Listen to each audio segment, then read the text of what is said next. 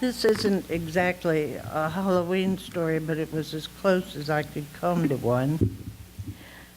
It's called A Foggy Night. The woman stepped from the brightly lit bus.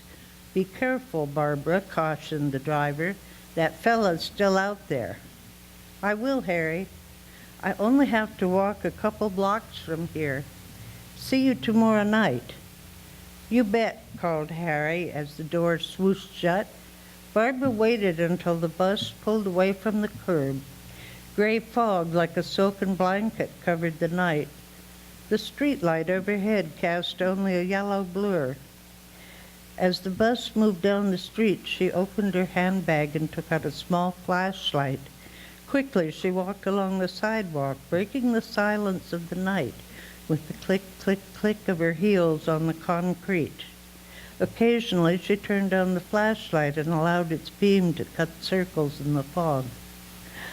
"I wonder what it is," she thought, "about a foggy night that brings to mind every ghost story one has ever heard. There was that awful story one of the girls used to tell at scout camp. Terrified me every time I heard it. Oh yeah, it was about the man with the cane.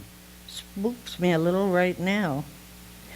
Of course, it doesn't help that the police haven't caught that man they're looking for. Hope they catch him soon. He's already killed 4 women.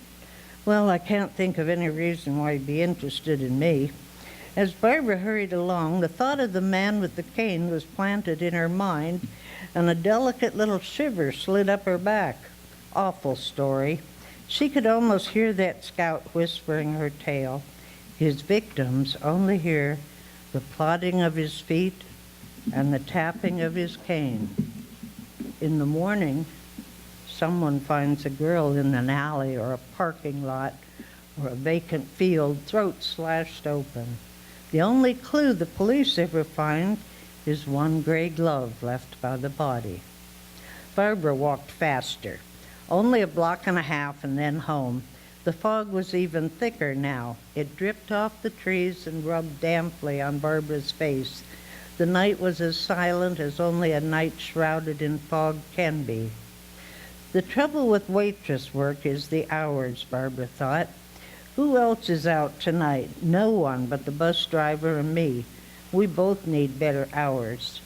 She laughed softly. Her flashlight picked out the shadow of the curb. Hurrying, she crossed the street.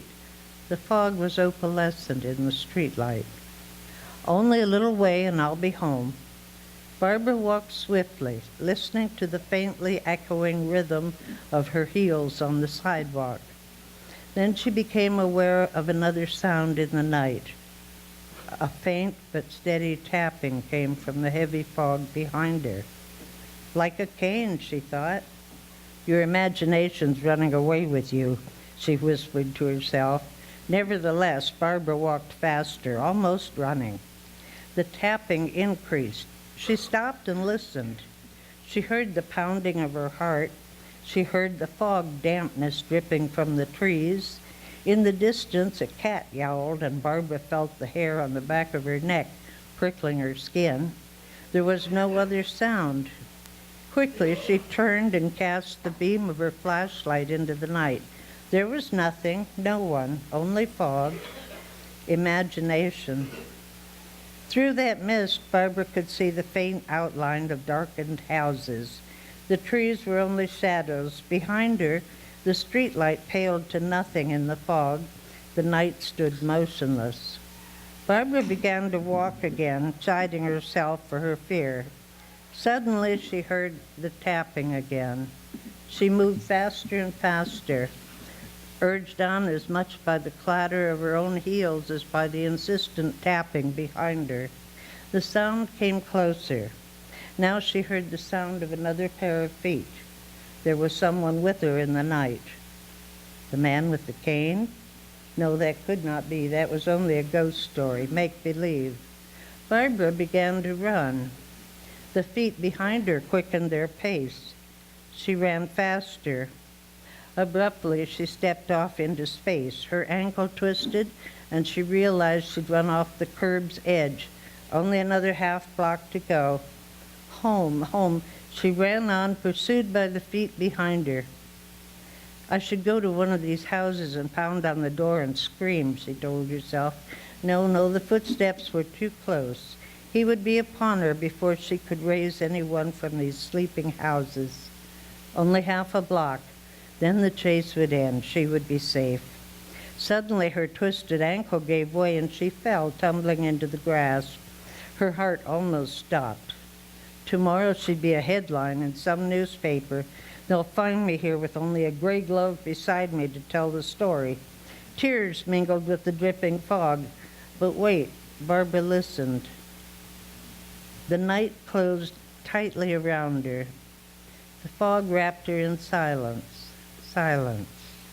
No footsteps echoed in the murky night. Here no streetlight cast gloomy shadows in the mist. Quietly, carefully, Barbara stood up. No sound beyond the dripping of the fog as it slid wetly from leaf to leaf in the trees above her. Was he waiting behind the same tree that shielded her? Could she reach out and touch him? She fumbled her handbag open and unclasped the little purse that held her apartment key. Praying silently, she took out her key. All right, Barbara, she whispered to herself. It's only a few houses now. Less than that. Run. You'll be home in a moment. Run. She ran. Heels clattering, splitting the night in half, she ran. Heart hammering, nerves screaming, she ran. Miraculously, she was in front of the old house, now up the sidewalk to the entrance of her apartment. In her haste, she almost dropped the key, then managed to get it in the lock. She turned the key. She was safe. Once again, the night was silent, gentle, swathed in mist. She stood inside her own door and laughed. There was no one stalking her. No footsteps followed her. Barbara closed the door and locked it. She leaned against it and sighed in relief. Safe in the darkness of her own apartment. From the depths of the blackened room, a voice spoke. I've been waiting for you.